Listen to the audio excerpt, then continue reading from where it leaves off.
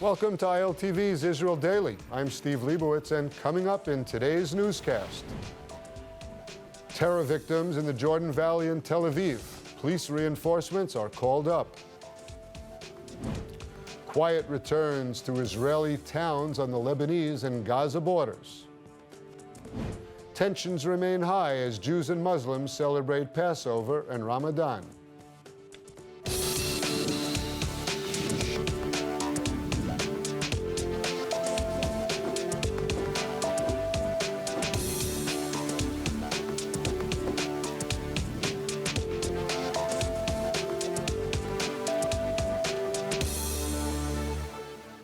The beginning of the Passover holiday week in Israel has been marred by two deadly terror attacks amid terrorist shelling from Lebanon, Gaza, and Syria. After the killing of 3 people in suspected terror attacks in the Jordan Valley and Tel Aviv, Prime Minister Netanyahu ordered a border police call-up of reserve units, joining the thousands already deployed. When the shelling stopped, Israelis have generally continued with their holiday plans, hopeful that the current round of hostilities would allow a peaceful week. We open with the tragedy that struck in the Jordan Valley when sisters Rina and Maya D. from Efrat were murdered and their mother critically injured when terrorists opened fire on their vehicle as they headed toward their holiday destination. ILTV's William Sharon reports. The attack in Jordan Valley was intentionally thought to be a traffic accident until authorities revealed that the gunman shot at the car carrying the D sisters and their mother, Lucy, causing her to lose control of the vehicle. Their father was driving in a car ahead of them and rushed to the scene after the incident occurred. Lucy D. is currently fighting for her life at Hadassah Hospital in En Karim, while her daughters Rina and Maya are being laid to rest today. The United Kingdom Foreign Office confirmed that the family are British nationals. Family members from the UK arrived in Israel Saturday night for the funeral. The IDF is currently on a manhunt for the gunman and disclosed that he left 22 7.62 mm shell casings, typically used by a Kalashnikov rifle. Several checkpoints were set up in Jericho area to apprehend the assailant. Prime Minister Benjamin Netanyahu and Defense Minister Yoav Gallant visited the scene and vowed that the gunman will be caught. ברגעים אלה כוחותינו פועלים בשטח במרדף חם אחרי המחבלים. זו רק שאלה של זמן, ולא הרבה זמן, שאנחנו נבוא איתם חשבון, כפי שבאנו חשבון עם כל המרצחים, בלי יוצא מן הכלל בחודשים האחרונים. Meanwhile, in Tel Aviv later that day, tourists and residents were horrified to witness a car ramming at the city's busiest promenade. For now, authorities were still investigating whether this incident was an act of terror or a car accident. Italian tourist Alessandro Ferrani, a 35-year-old lawyer from Rome, was killed and 7 other people were injured. Police shot and killed the driver, Yosef Abu Jabbar, who was a resident of Kfar Qassam, a mixed town in central Israel. Witnesses say the car rammed through the crowd and the driver reached for what turned out to be a toy gun before being gunned down by police. Abu Jabbar's family insisted it was an accident and is requesting an investigation. Magen David Adom rushed to the scene to help the victims. And joining us now to discuss the latest security developments is Reserve Brigadier General Amir Avivi, chairman of the IDSF, commonly known as the Bitronistim. General Ivni, we just saw three victims killed in terror attacks by individual terrorists, one in Tel Aviv and the other in the Jordan Valley.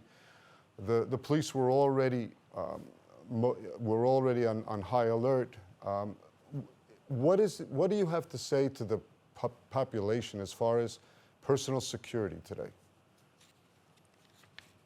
Well, I think that definitely we are in a situation where the center of gravity is moving from the Ministry of Defense and the Army to internal security, to the police, but also the parts of the Army that are operating in the West Bank, in Judea and Samaria. I think that at the moment, the defense establishment is bringing as many forces as possible to reinforce the security in all the region.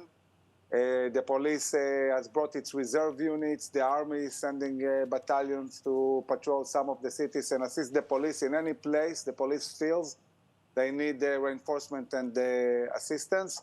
I would advise everybody to stay alert and look around, not stop the vacations. I myself now I'm on a vacation. I encourage Israeli people to continue celebrating Pesach, to enjoy the holiday. But having said that, also to be alert and watch around because we know we have this lone wolf. We also know that the Iranians, the Hamas, Islamic Jihad, all of them are concentrating efforts to carry out more attacks. And we have to be ready for any scenario. There was a call by the police chief for Israelis who are licensed to carry weapons to do so this week. Would you advise that? Would that be a good idea at this time? Yes, definitely. I think that anybody who has a license, and Israel, unlike the US, doesn't give anybody license. Usually it's people who are officers in the army or in special cases where they work or live in specific areas. It's definitely helpful because we have seen in many terror attacks that it were citizens on the place that really engage with the terrorist and finish the event. Having said that, we are pushing strongly the government to move forward fast with building a national guard under the police. It's very, very important to do that. There is no reason why wait with that. There is budget. There is enough manpower. We have tens of thousands of army reservists who are not serving. The army has shrunk dramatically. It's reserve forces, and we have a young generation more than ready to join the border patrol, the police, and assist in securing the cities and towns. Well, how would you have deployed or suggested possibly to deploy that new guard differently than the police have been deployed until now? What could have been the difference, for example, this week if we had that National Guard? Oh, that's very, very different because the police, unlike the army, basically have no reserve. The army is based on huge amounts of reserve and the police have nothing. And the idea is building a force that will have two functions. On everyday basis, people will volunteer in their own towns and cities with the border patrol to secure everyday basis their towns.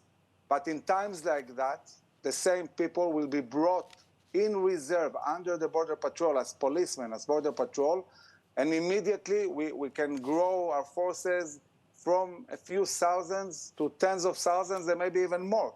This is really taking the huge potential we have in the Israeli society and in moments that we need it, bring these people in reserve under the police and border patrol command and completely change the situation, talking about security all over Israel. General, a lot of the terror attacks happen on the roads in Judea and Samaria. I myself travel on bypass roads very often.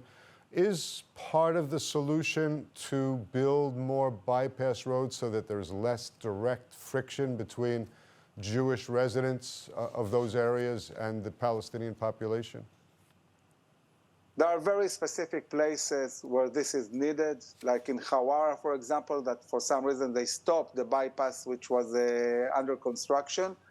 During Oslo, in most of the areas, this was already done.